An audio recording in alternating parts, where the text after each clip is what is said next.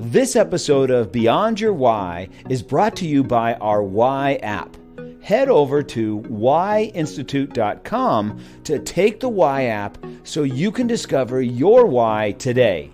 Knowing your why is the essential first step in having the clarity to move forward faster and have a bigger impact. Welcome to Beyond Your Why podcast, where we go beyond just talking about your why and actually helping you discover and then live your why. And so if you're a regular listener, you know that every week we talk about one of the 9 whys, and then we bring on somebody with that why so we can see how their why has played out in their life. And so today we are going to be talking about the why of trust. So if you have this why, then trust means everything to you. You believe that trust is the driving characteristic behind all you stand for, and you will work hard to create it. When the relationship is based upon trust, the sky is the limit. You will go to great lengths to demonstrate that you are trustworthy and do such thing as becoming an expert in a given field or with respect to a particular subject so that you can demonstrate your expertise and thereby establish that you can be trusted. You will look to do things properly and correctly because that is what a trusted person would do. You want others to know that you can be counted on, and you will go the extra mile to demonstrate that with your actions, your words, and your deeds. Many people with your why enjoy numbers because numbers don't lie, and endeavors such as gardening or sculpting that are predictable. People with other whys may get annoyed by a violation of their trust. To you, it is like a knife in the gut. Like those individuals with the why of contribute, you have a very noble why and work hard to be known as an individual who can be counted on. You build loyal and lasting friendships and relationships. So today, I've got something totally different that we've never done before. I'm going to have a co-host with me, who I'll introduce here in just a minute, and then we will bring on today's guest. So my co-host is my partner, Jerry Lujan. Now, you've met Jerry in the past because we did a podcast together. And so we interviewed him about his life, and he is somebody who had a very successful business, sold his interest in the partnership about 10 years ago. And for the last 10 years, he has been coaching and working with high performers, whether that's in business or whether that's in sports. So Jerry, welcome to the podcast. Thanks, Gary. Great to be here, man. So today we've got a great guest, somebody that you have worked with for the last, 6, 7 years, 5 years? How long? 6 years now. 6 years. And so you've mentored him. You were the person. Let me tell everybody his bio real quick so we can talk about it. His name is Coach Brian Green. Now, he was named the 17th head coach in Washington State University in June of 2019 after coaching 5 years as the head coach at New Mexico State University. Green was hired at New Mexico State in August 2014 to resurrect a program with limited history and resources. After winning just 11 games in year 1, Green brought New Mexico State to immediate championship expectations. In 2016, New Mexico State had the biggest turnaround in college baseball, winning 34 games. In 2017, the Aggies won 35 games and were the conference tournament number 1 seed. In 2018, the Aggies won 40 games, won the conference championship, and were participant in the Lubbock Regional. The Aggies won the WAC regular season in 2019 and entered the tournament as the number 1 seed. From 2016 to 2019, New Mexico State was 147 and 83 overall and never won fewer than 34 games in each season. Now, I know, Jerry, that you were on the committee that brought him to New Mexico State. Is that right? Yeah, I was on the selection committee in that year to bring a new coach in and revive the program. And we ended up pretty much unanimously choosing Brian to be the head coach. And the main reason was, he had a big vision and this great story about what he was going to do to transform the program. He also graduated from New Mexico State, so that made it a little bit easier. But we were focused on somebody that we felt could come in and transform the program. And, I have to be honest. He was so good at telling the story about what he was going to do with the program. It was almost unbelievable about how he was going to transform it, bring the community in, start an RV program, start bringing in recruits that could not only play well, but lead in the community. And sure enough, not only did he do what he said he's going to do, he exceeded it. And then you and I went down and worked with him and his team on helping them discover their why, how, and what.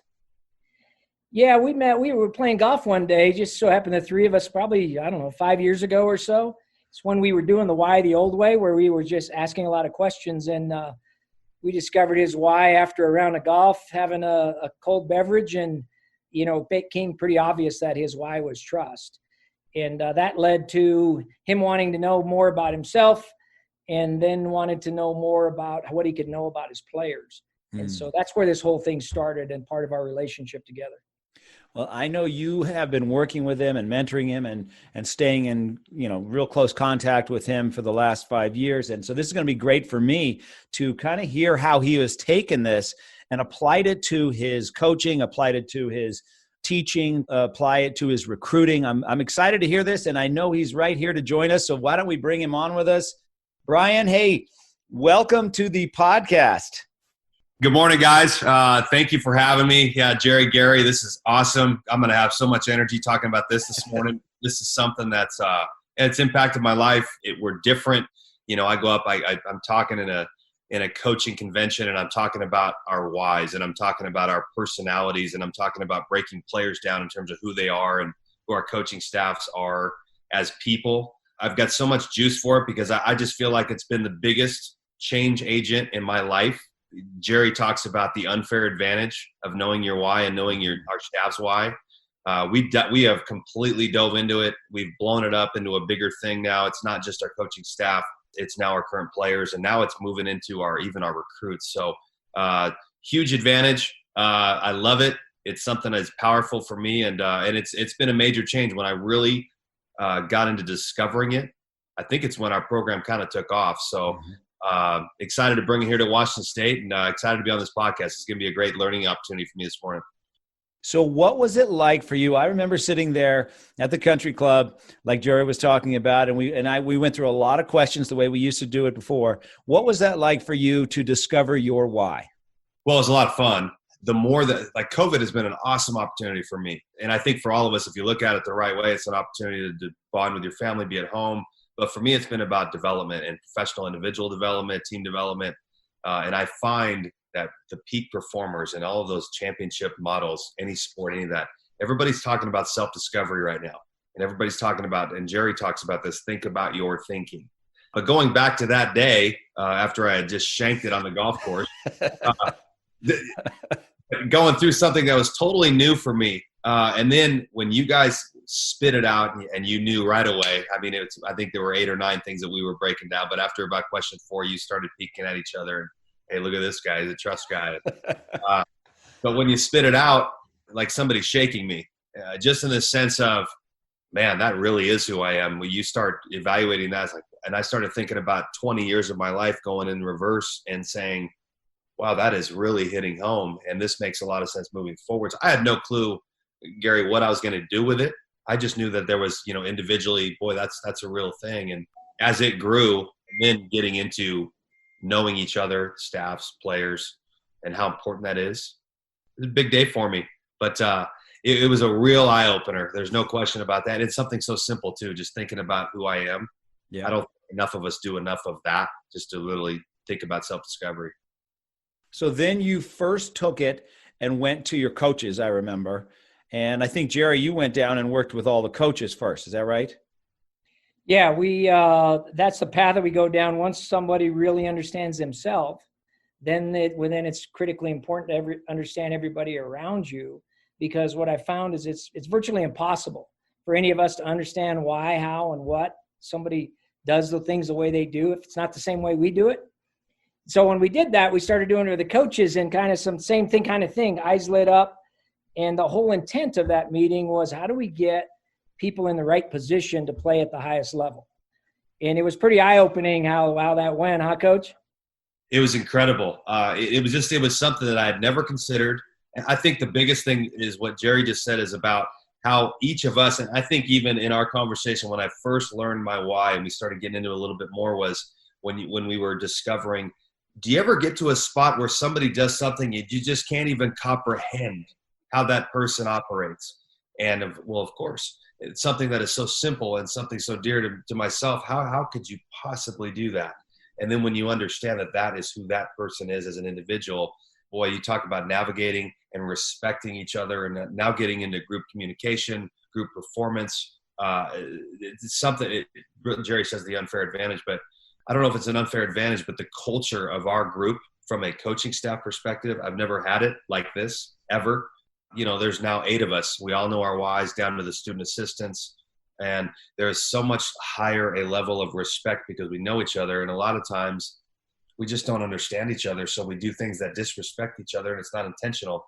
And boy, it's been an awesome thing for us. And in my industry, in my area, which I don't think I'm any different than anybody else, but we're talking essentially about the managers of an organization. What we're really talking about is we've got to be on the same page so we can send that message downward and then bring it back upward and be on the same page and create a culture as an organization. For us, I got the job at Washington State in the Pac-12 from New Mexico State, and our whole organization picked up in Las Cruces, and we moved right to Pullman, Washington. And we didn't skip a beat. We were actually this year just named the Washington State University comeback team of the year in our first year. Program won 11 games last year. This year we won 9 in 16 opportunities. So exciting stuff. A GPA record for the team, highest GPA we had ever had in the fall. And we did all of this stuff. We took the whys and brought it in, and we placed a premium on culture. But it really starts with we've got to know each other, and the players have to know that this guy is different than this guy. It's an awesome thing. I'm getting long-winded, but you guys have really impacted me. It's a cool thing, and it's a real advantage. So I remember after you guys worked with the coaches, and then Jerry says, "Hey, would you want to come down to New Mexico State and Las Cruces and work with all the players?" Remember, we came down there, and Jerry and I took your entire team through the process of discovering their why, how, and what. We put them up on the boards, on the whiteboards, on the big sheets of paper. And then how did your team receive that? What was that like for your team? What was that like for your coaches to now understand your team and you to understand the different personalities and players on your team? What was that like for you? Yeah, I think when we first did it, the kids, we had a bunch of junior college guys in our first class. And what is going on here? Why are we doing this? But I think for anybody at the top of the organization, if you're going to do it, you've got to communicate and sell why you're doing it. And we did. Initially, it was just with our players. Oh, this is kind of cool. I've never really thought about myself, who I am. What I took that with our kids was I started pointing out different players, just like you guys did with me in terms of being a trust person and what that person really is. And then talking about our players and guys, this is this guy's personality and this is this guy's personality. And once we understood that, I think you got a chance to do this a lot quicker because you get it, and if you have good people in your organization, and we hammer out, just try to get good people in our group. But if you have good people and you know each other's why, well, instant respect, instant culture, in my opinion.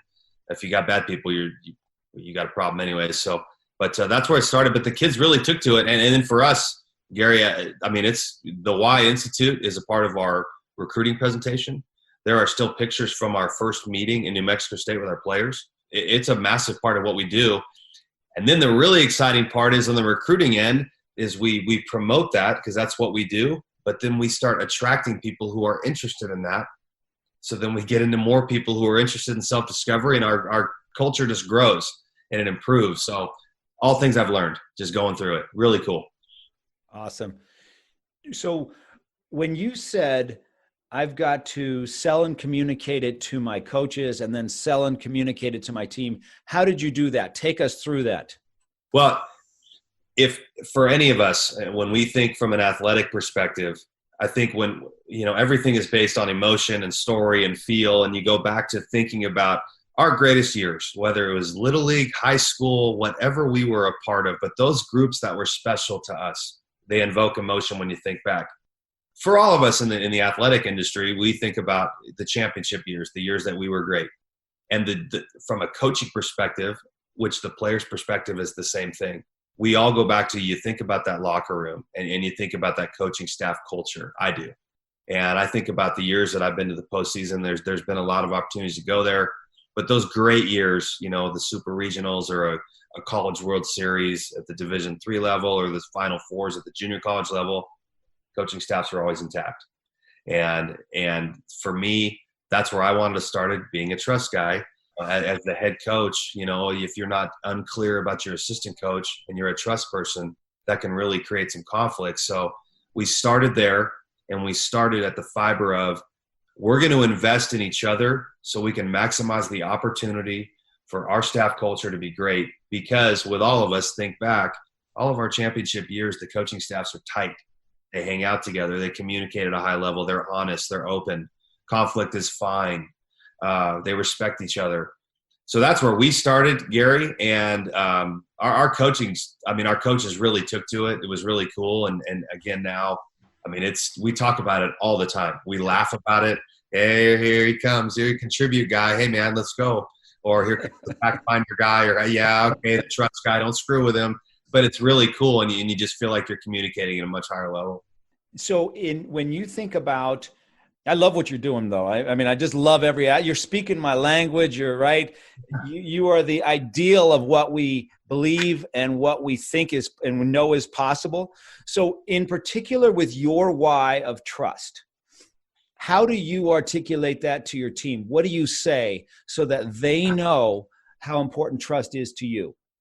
That's a great question. And again, it's one of those things where I think about our team rules. We have 3 in the program.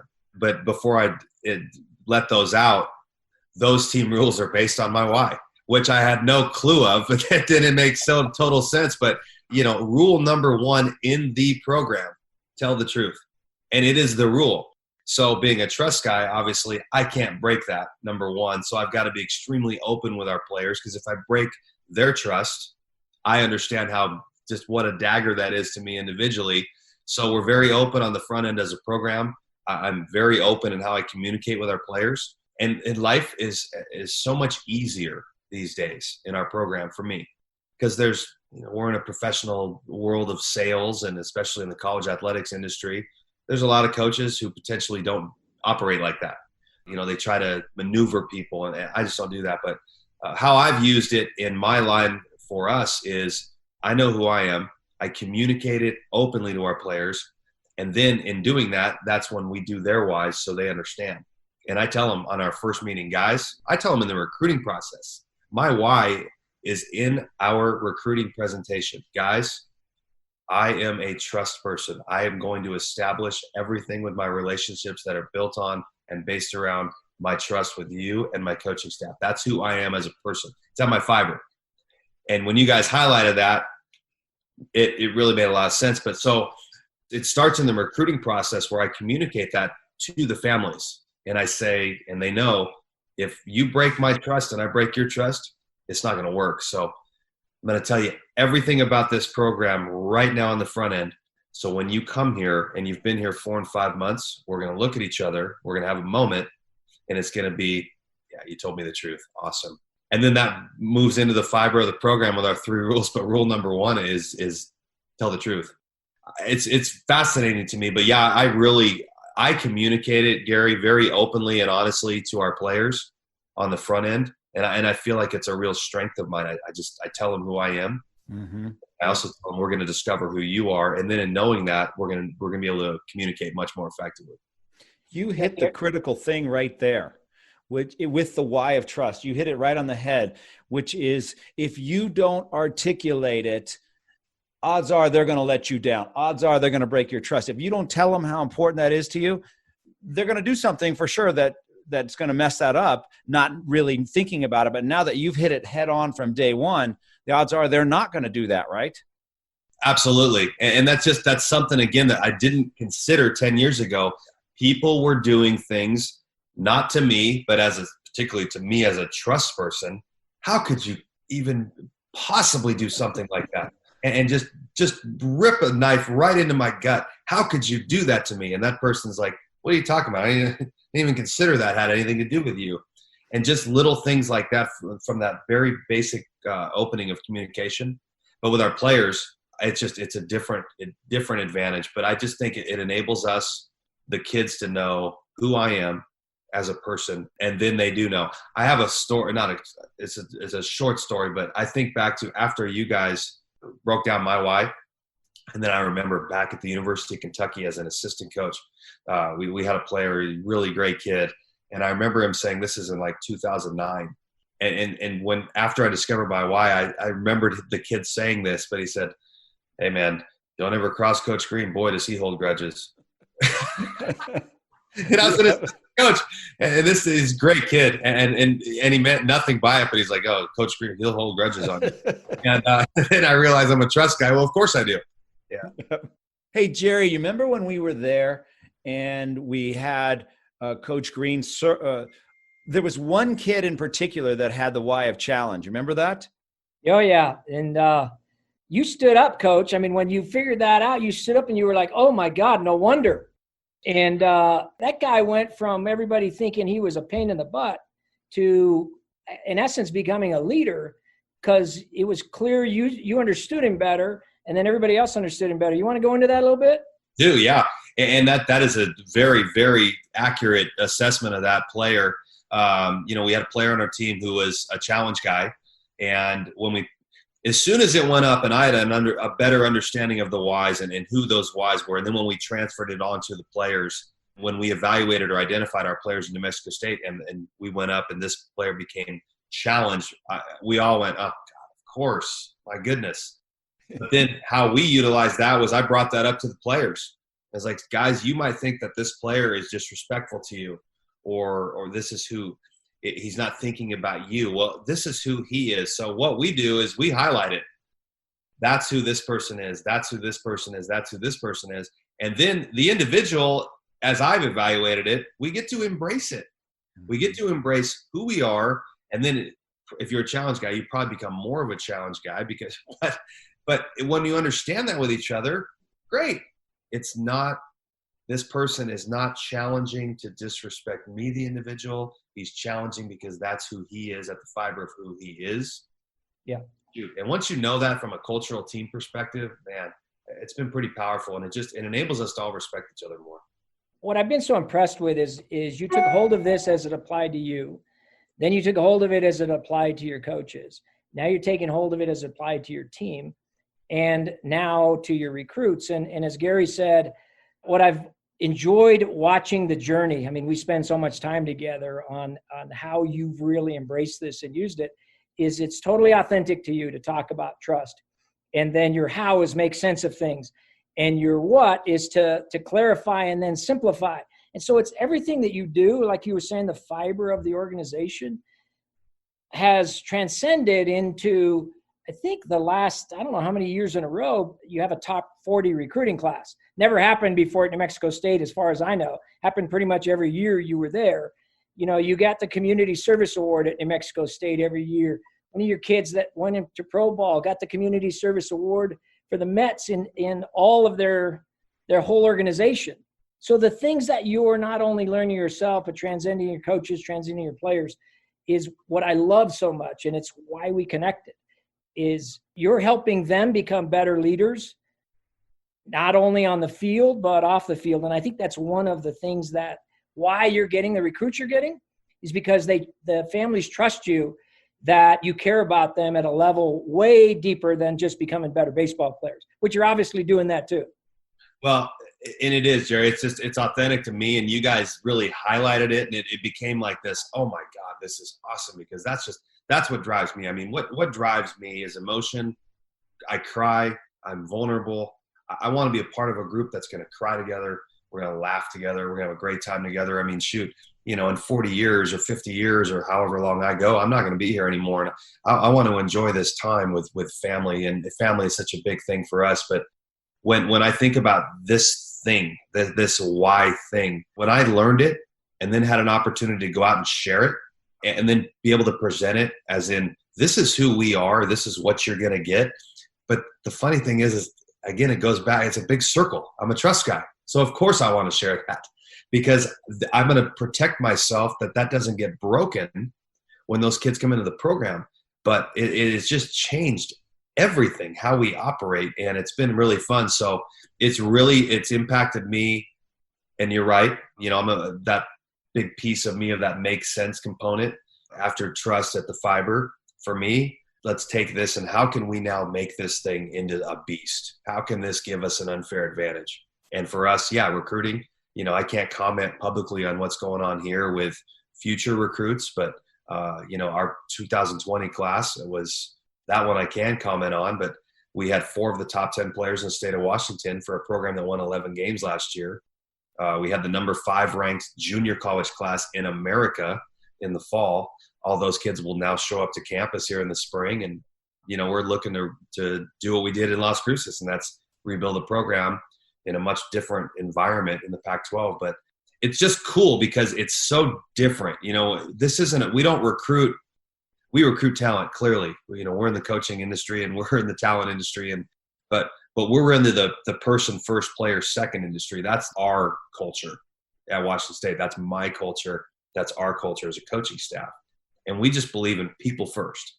And if we can hammer the person first, we're going to get the results on the field. We're going to get the results in the classroom. We're going to get the results in the community. And this has been such a big piece that just really just think about yourself.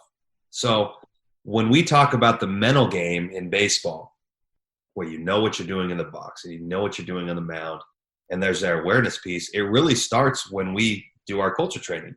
And we do our why training with our kids in the first 12 days of school, and they evaluate themselves. And it's the first time probably in their lives that they've ever put any thought into who am I as a person. And it's very cool for me as the head coach because I know how it's impacted my life. So when I get to share it with them, I know I'm impacting their life, and it's a very cool thing. It's a kind of a drug. I mean, it's neat because I know I'm making them better in the long run for their life, and it's cool. Yeah, I remember when we were going through all the kids, why, how, what, not long after you arrived on campus in that auditorium, we went through it all. And when we discovered them one by one, I'd look up at you and could see the smile on your face because you knew that you knew, right? Yeah. And you knew what you had, and you knew how you were going to communicate with them and how they were going to communicate with you. And then when you see how it went from where they were, when we showed up, it was a different thing to where 16 games into the season they were. Man, it's so exciting to just see the growth. Yeah, it was really cool. And relationships take time, but we were Division I baseball put us as the comeback team, and the surprise story of college baseball in our Pac-12 write-up. And we were just getting started. We're 16 games in, but we went from this culture to this culture in 7 months. And it was really cool. We were talking last night with some coaches. We had a Zoom, and we were going over that going, man, it was getting kind of fun. We were building, we were really improving at a clip faster than I think any of us had anticipated. So really cool. But yeah, I've taken this thing and we've developed it and made it so much bigger than I ever thought we could. And now it's basically organization and culture system wide at the fiber of who we are. The first thing we're going to do is we're going to talk about you. And the first thing that we're going to do is we're going to talk about me, and we're going to talk about each other before we even get moving. And, Jerry, we're having a beer in Albuquerque at a golf course. And now I'm talking about it before I go into my hitting presentation at the National Coaching Convention in front of 7,000 coaches. Before I talk about the swing, I'm talking about my why because I believe in it, and because I believe that before we can talk about the swing with our hitters, if we know each other's why, we can communicate better, and then we can really get to the core of whatever we want to do. And it's just, anyways, it's really cool. I've got some energy this morning. I've only had 1 cup of coffee, but it's a cool thing. It's where my passion now lies. It's just at the fiber of our program. I'm a hitting coach. I'm the culture coach, but I'm the why coach, and it's very cool. Yeah. Here's what's fun to watch also is, one of the things we talk about is when you know yourself that well, and then you get in the right lane or the right position, you can run faster and further. And we were talking earlier before we got on this podcast about how much energy you have because you know yourself so well. When you're in the right lane, you don't run out of energy. Actually, it just gives it to you. And so you're a perfect example of that. I've identified that during this COVID time. My energy is through the roof right now, and I'm cooped up in this office, and I've got a great office. I'm really fortunate. But my energy has blown up, in these 2 months where there's a lot of people that are depressed, and I'm like, man, we are developing as people. We're developing our culture right now. I'm getting an opportunity to professionally develop. I'm talking to so many big league and major league coaches, and it's so exciting because I know when I come back and when we come back, I'm going to be better educated. I'm going to be better able to communicate these things. I'm going to take it to my team. But I'm already starting. I mean, we're talking why with our recruits right now. So for me, future thinking where we're going to be in September, I already have the whys of our players coming into the program right now. So again, huge advantage on that first meeting. Who's the challenge guy? Well, he'll be up in the corner with the hat on, and he'll have the bad body language. So I'll attack him first, and he'll come back at me, but I know that, so we'll be okay. And then I'll get him afterwards, and we'll break it down. Yeah. But that's the exciting stuff. I just know I'm speeding up the process of our program. What do the parents of the recruits think when you talk about the why? We're open about that. Being a trust guy, the parents are so critical for us. I have to communicate with the player or with the parents in the recruiting process. As a head coach, there aren't a lot of head coaches, I think, who spend as much time as we do as a program, as an entire coaching staff in the recruiting process of getting to know one another, because we know we're about ready to engage in a relationship. But the feedback that I get, Gary, is just in the recruiting process is, I get this one a lot. Coach, going to talk baseball? And then they don't mean that disrespectfully, but, we've got an hour and a half presentation of who we are. And the first 50 minutes is entirely based on culture. And, the first 7-8 slides is self-discovery, team culture, your why, who you are, how you operate, my why. I have 3 slides dedicated in a presentation to who I am, because they have to know. And that's going back to being a trust guy and who I am. I get why that's so important now, because I'm securing and defending myself that when they come in the organization, they're already going to know that. So I'm giving myself an opportunity that they won't break it, because if they do, they're done. And I know it, and I communicate it with those families on the front end in the recruiting process. So take us through, you don't have to give us names or anything, but take us through who you've got why-wise coming in next year, and how you decided on what would be a good mix, or what feels right to you, or how are you constructing a team based on their whys? Well, it's just now for us, we're not afraid of any, the whole thing becomes body language, and it becomes respect, and it becomes being a good person. And those are the things that we heavily evaluate in the recruiting process when we're with them. But the cool thing for me now is I know I used to shy away, just not intentionally, but I would shy away from a challenge guy, or I would even shy away from a guy who wants to contribute, because he's got maybe some of that pleaser thing. For us now, if there is a high level of respect, eye contact, body language, good parents, good communication, it's open, it's honest. For us now, how we've constructed is we're not afraid. I'm not afraid from a player perspective. Now, the coaching aspect is different, Gary. I think I've got to be really careful with that, with who we bring into our staff. And Jerry and I talk about that just in terms of, hey, this guy's a challenge guy. You're going to have to – that could be a potential roadblock for you. You need to know that on the front end. But from the player perspective, I'm wide open, and it's opened us up to bringing in more personality and more varying personality within our group.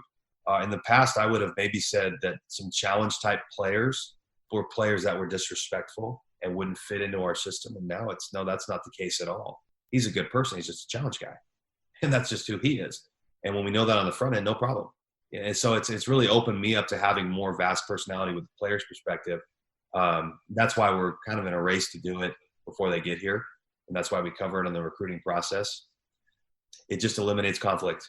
I wonder if you're going to find over time that a particular why makes a better pitcher, a particular why makes a better first base player, if it has anything to do with that. One of the things that I want to study, and so does Jerry, we were talking about this, is I want to know the whys of the best, Michael Jordan, Tiger Woods, those players, and see if there's any similarities in how they think, or if it doesn't have anything to do with that. I'd be curious on your perspective, if you have any thoughts on that at all. Think about your best players.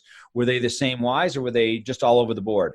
I think when I think they're all over the board, but I tend to see the contributor and the trust guy. Those guys tend to, and of course I think that because that's who I am, right?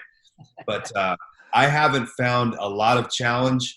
A lot of them, however, had a one of the best players I've ever coached was a challenge guy.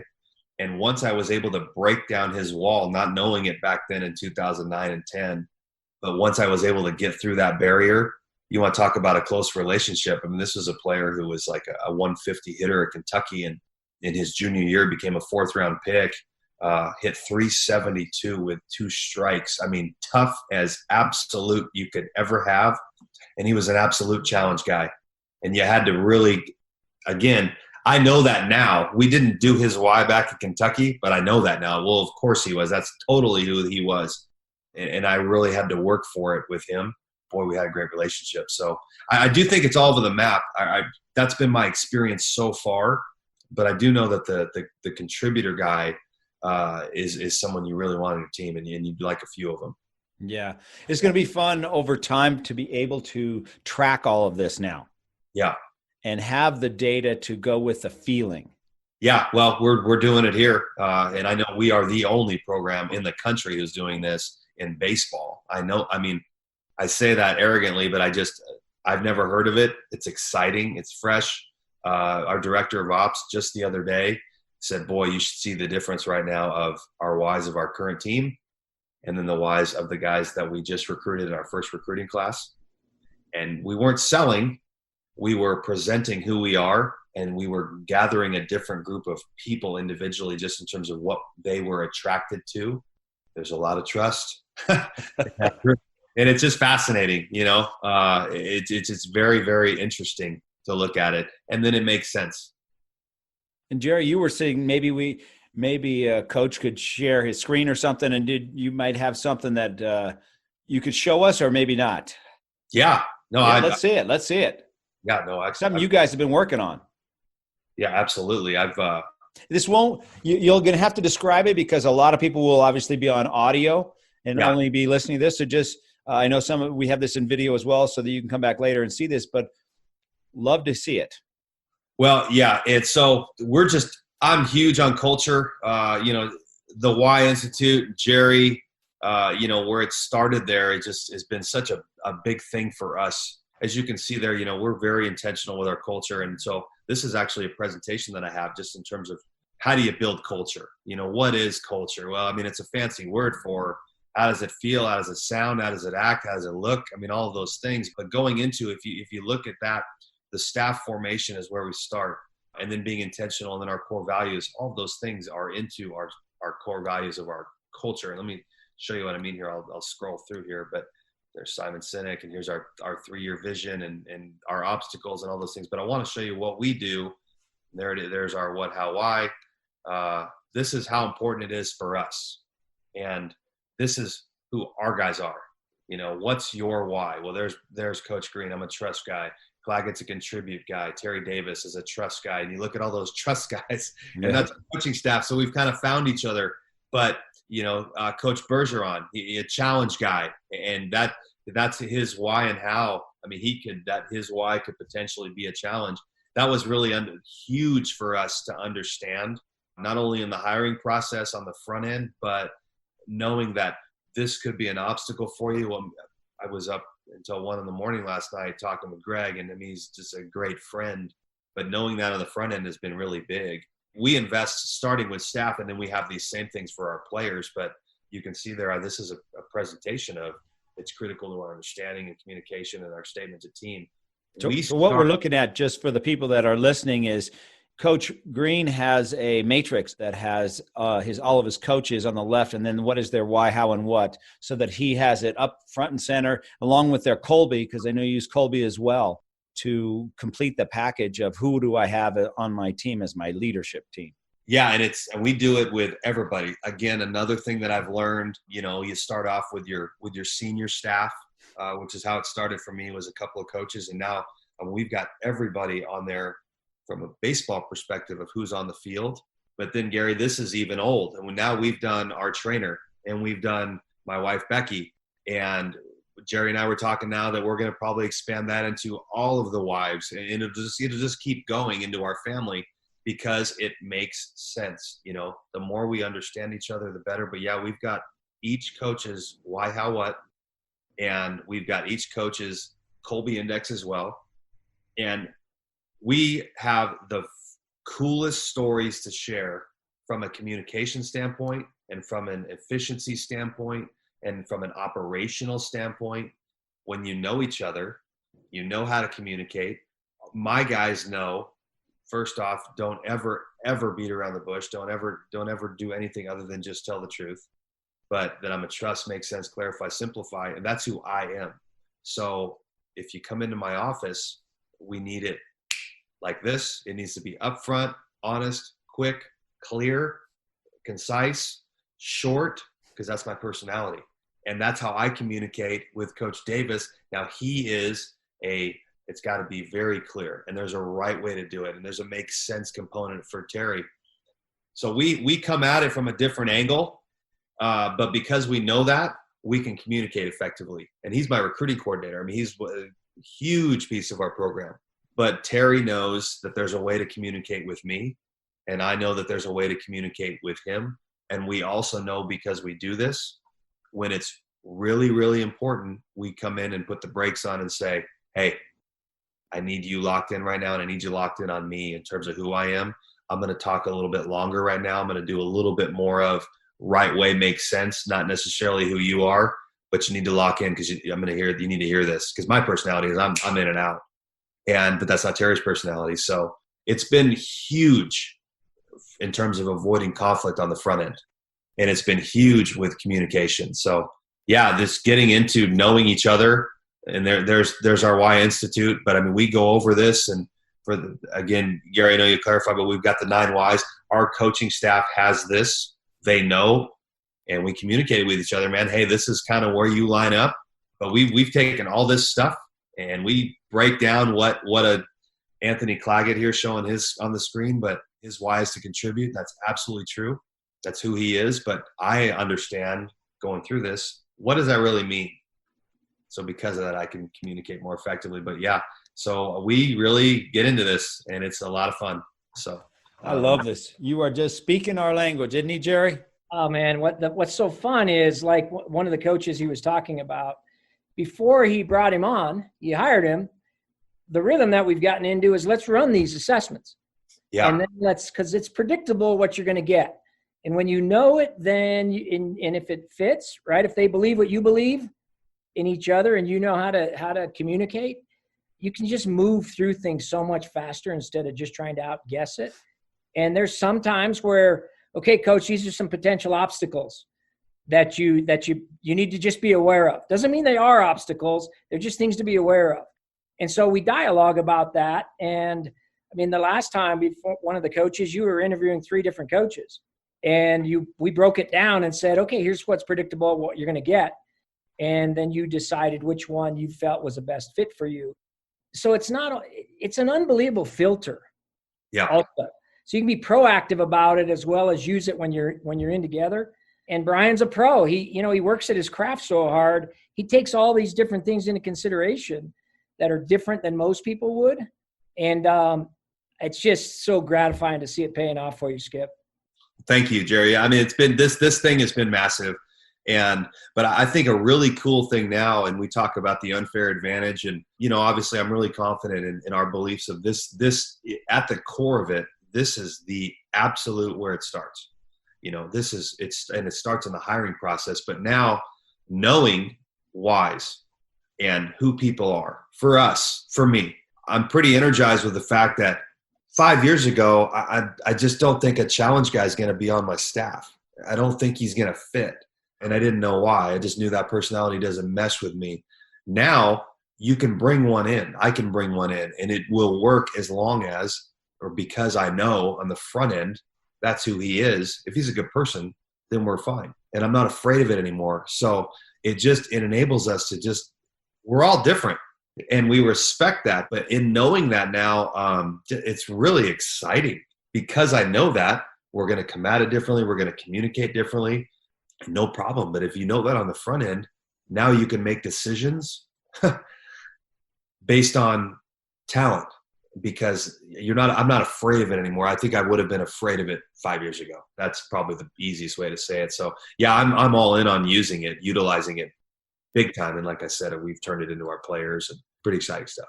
So you have demystified a lot of the mystery around communicating, recruiting, who do I want on my team, all these things that can be probably kind of scary at a certain level. You've systematized it to a way where you're comfortable almost with anything that comes your way. Yeah, we are. And for me, Gary, it's just, look, we're going to communicate the trust component to our players. This is who I am. You got to know this on the front end, so don't screw with that, because if you do, you're going to – but just, yeah, it's made it so much – I'm not afraid of specific personalities anymore because I know who they are. And it's just kind of opened up to such a bigger thing that I never really considered where we were going to go. And for me, you know, having variety and having different personalities, well, you need that. And knowing this stuff now and looking back, I probably would have wanted a whole bunch of just contribute guys, being a trust guy, and leave it right there. And we would have a nice program, but we probably would never get over the hump because you're going to need some challenge on that field. And in fact, we're going to probably have a little bit more of them now and not be afraid of it. You know, you want a guy sticking it, throw really hard and stare into that dugout. You know, that's nice to have too. So yeah, we've put it into our program. We have systematized it, and it's pretty exciting. It's kind of at the fiber of who we are now. And I'll tell you, people are really taking notice of it is what I'm gathering. You know, we talk a lot more about people and staff. I do anyways on these versus the swing and approach. I find myself talking a lot about that. Then the really exciting part in this COVID time is that I've had an opportunity to be around some unbelievable at the absolute top of their industry coaches who have given their time to either me or our university. They're all saying the same thing. And they're really all talking about self-discovery in their area, however they're doing it. And we're talking about the top football coaches in the NFL. At the collegiate level, we're talking about major league hitting coaches. We're talking about major league managers. We're all saying the same thing, that it starts with the staff and the culture of the group, but it starts with understanding each other. And it really starts with discovering self. So that's a pretty cool thing for me to hear it again, because I believe in it so much right now. Yeah. It's kind of like life, right? Right. It's who we are. It's how we're going to operate, and it's where we start, and then we'll move from there. From a baseball perspective, baseball is completely secondary. And Jerry, this is kind of what you do with businesses as well. Yeah, it's the same exact process. And Coach Green was the first one that jumped in and said, hey, I want to do this. He went to a couple of workshops that I had that I'm coaching business people. He's like, I need to do that with my coaching staff and our players. So it doesn't really matter who you're working with. The principles are the same. Know yourself, know each other, know your clients, have a vision for where you're going, live into it. It's really paid off. You know, one of the things Coach hasn't really talked about, because he's so focused on the culture first, but what's predictable is then what happens on the field, or what happens with the businesses in their results and their success. The wins are coming. I mean, he's had more people drafted now out in Mexico State than had ever been drafted in higher rounds. I mean, a kid that he got to New Mexico State, Nick Gonzalez. I hope I can say that, Coach. Yeah. He was a walk-on at New Mexico State, and now he's going to be a probably top five draft pick in the first round. So all these things start coming together to develop, not only, again, as people, but as community leaders, as great players. I mean, and so what gets me so excited is the sky's the limit for everybody that you associate yourself with and connect with, because you're such a person that shares all that at a whole nother level than what I see most coaches. And so I'm hoping that a lot of coaches kind of take to say, man, what are these guys doing? Because it is different, but it's predictable what's paying off, and it's just a joy to see. Yeah, thanks for saying that, Jerry. It's been really cool. You've said that. But yeah, New Mexico State, I think it was with Nick now, that'll be 5 years in a row that we will have the highest draft pick in the history of the school, starting back in 16, 17, 18, 19, and then 20. It'll be, each year was a new record. Obviously, this year is never going to be broken again, because it's going to be a top 5 pick, most likely, you know, and he's going to be a multi-millionaire, most likely. Yeah, it's a great story, but, you know, and it goes back to just being good people, you know, and you go back to all 5 of those high draft picks, great people, great families, bought into team, bought into themselves. And of course we have relationships with all of them now, but Yeah, it's about people first and players second. And then again, it starts with what we're doing here and what we're talking about here. In order to perform at the highest level, right? In order to perform at the highest level, there has to be a high level of self-discovery. And that's where it starts from our end. If we're the leaders of the organization, I think it's critical. Well, I believe it wholeheartedly, but we have to, for us, that's where it starts. And then you think about it on the athletic side of things, of how we operate. You know, if you're not aware of yourself within the moment when you're competing, you've got a chance to be emotional. It's not going to work for you. The kicker with the routine, all of it in all sports, the tennis player with the return of serve, checking his breathing, and then his awareness goes into his nutrition, his sleep habits, and all that. So it's just such a bigger thing. And at the fiber, like you said, Gary, with life, literally, but it just starts with, you have to know yourself. And for us, I've got an opportunity to get with 18 to 22-year-olds every year. I get probably the first opportunity to do that with a lot of them. None of them have ever done anything like this. So it makes me feel good and proud to be able to do it. It's cool. So if I were to summarize kind of what I hear you saying, I would say that in order to perform at the highest level, you have to be able to trust yourself. And in order to be able to trust yourself, you have to first be able to know yourself. And you have to know why it is you do what you do. 100%. And for me, it has opened up so much more. I share an alarming rate. I share offensive approach. I share the swing. I share the why. I share it all because it's not about the information. It's about self. And I've learned that in going through this is there aren't any secrets. And if there are secrets, great. But it's about us, the individual. We have all of the tools, all of us do, to be successful in life. We can all go out and be great if we want to be great. And it's just a choice that you make. But if you don't know yourself, you can't do it. So, yeah, for me, the self-discovery is great. But the impact that knowing my personality and our staff's knowing the staff personality and then moving on into the players, man, it's been a game changer, and it's been really cool. So I think there's so much more to do with this. And yeah, now we're going into the wives. We'll probably go into the recruits' parents, but just, you know, because it just expands the conversation and it expands the awareness, you know, and I probably really need to get to the parents. So if they're aware of themselves when they're yelling at me in the stands, maybe they'll put the brakes on and not do it. Well, I'm going to start to worry about you when you get to the pets. That'll be a problem. Parents. If you start doing the dogs of the parents, we got a problem. Yeah, I certainly have a couple of challenge dogs, that's for sure. Hey, well, listen, Coach, it's been so great to talk to you, so great to catch up on what you're doing. I love it. You, for sure, we're going to be following you closely. Jerry, I know it's working with you closely, but we're going to be following you closely, and we'll be telling everybody about what's happening as well, if that's okay with you. Please do. We are out in a promotional campaign to just spread the word of what's happening at Washington State University, and great college town, great program. We're in the Pac-12 now. And, you know, just I'd like to thank you guys, Jerry and Gary. And it's really kind of at the ground level for me as a first-year head coach at New Mexico State, not knowing what I was doing. I was still in assistant coach mode. And all of a sudden, 5 years later, a couple of championships, a WAC coach now in the Pac-12. That doesn't happen a lot from that movement, that much higher of an ascension. So it's been really exciting, and I'm proud to be a part of the team. Hey, before we go, I want to talk about one last thing.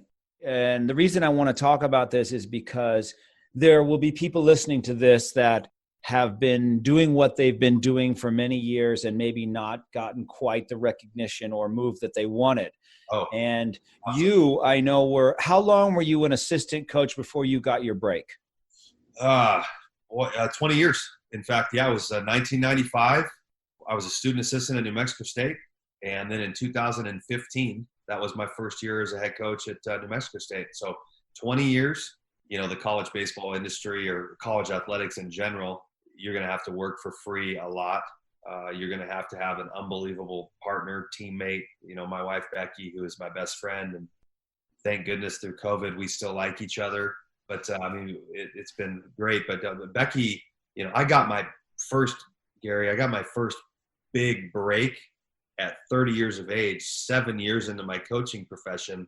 And that break was to go be a volunteer, non-paid assistant at Oregon State University at 30 years of age. You know, I was making $30,000 at the age of 29. And then I decided at 29, after I had benefits for the first time in my life, to go get nothing because it was the right move for my career and my life. So I thought, but like anything, right? If we have vision, we have belief, we're determined, we're intelligent, and we're intentional, we can all achieve whatever we want to achieve in life. But yeah, 20 years. And so for me, what I've learned looking back, I was very fortunate with my parents that relationships were important, respect was important, loyalty was important. I was able to create relationships with the coaches that I worked for. That kept me in the game. But there was an undeniable belief I was going to make it, just period. There wasn't going to be a no, and there wasn't going to not be an opportunity. And I applied for 3 different head jobs before I got New Mexico State. There was a lot of no's. I mean, a ton of them. But yeah, keep your head down, grind, work, be smart, and then get outside of yourself. I got outside of myself, and I think that's kind of where I've really taken off. You know, these last 5-6 years have been an incredible change agent for my life. So, but yeah, sorry, I got long-winded, but 20 years being an assistant coach, and never did I ever think that I wouldn't not be a head coach. It was going to happen, just a matter of time. That's how I viewed it. So advice for people that are in a similar situation. I'm listening and I'm like, man, I don't know if it's coming. I've been working at this. I've been trying to do this and it hasn't happened yet. What advice do you give them? The advice would be that we, the individual, we are in control. You know, it hasn't happened yet. It's not going to happen. When am I going to get my break? No, it's just a matter of time. I don't know when that door is going to open, but it will open. And as soon as it does, I'm going to be ready. But what I'm going to do is I'm going to be waiting in the weeds, being ready every day. This COVID opportunity is really how I view it, as an opportunity to improve. We got a chance to come out of the weeds here way better communicators, way better with technology, way better at self-discovery. So that's the exciting part. But the advice is simple for me. Your opportunity, our opportunity, it is coming, because if we choose that it's coming, it's coming. It's just a matter of time. So put the work in, put your head down, be loyal, be trustworthy, but put it down. And when the door opens, you will be ready. The most important thing is that nobody's in charge. Nobody's in control. We, the individual, we hold the cards, and we hold the cards, and we're going to determine our opportunities. We just don't know when they're coming. Awesome. Coach Green, thank you so much for spending the last hour and a half with us, and it's been great, man. Right? I know, it went quick, really fast. That was good. So, like I said, we will be following you. We will be talking about you and seeing what you're doing and all the changes and all the wins that are going to be piling up for you in the next couple of years, well, the next year. Yeah, well, we're excited. Well, thank you. Again, thanks for having me as part of the team. Why is a really big deal to me. And it's part of what we sell. It's part of what we promote. It's who we are. But thanks for having me on. Every opportunity I get to speak, how I view it, is an opportunity to improve as a speaker. And as a coach, boy, I better be able to talk. So thanks for having me on, but I got better today. So thank you. Jerry, thanks for being here as well. Yeah, thanks, Coach. Appreciate it. I'm so proud of you. You do the work. Results are always predictable, always eventually predictable, and it's coming at a much higher level for you. Well, thanks, Jerry. And if anybody doesn't know, this is my number one mentor right here. This is the guy. So you've had a huge impact on my life. The Y Institute has, and you're a friend. And I'm really, really lucky that you were on that list of people I needed to call in New Mexico when I first got the job, because my life's been different ever since. So thanks for everything you do for me, brother.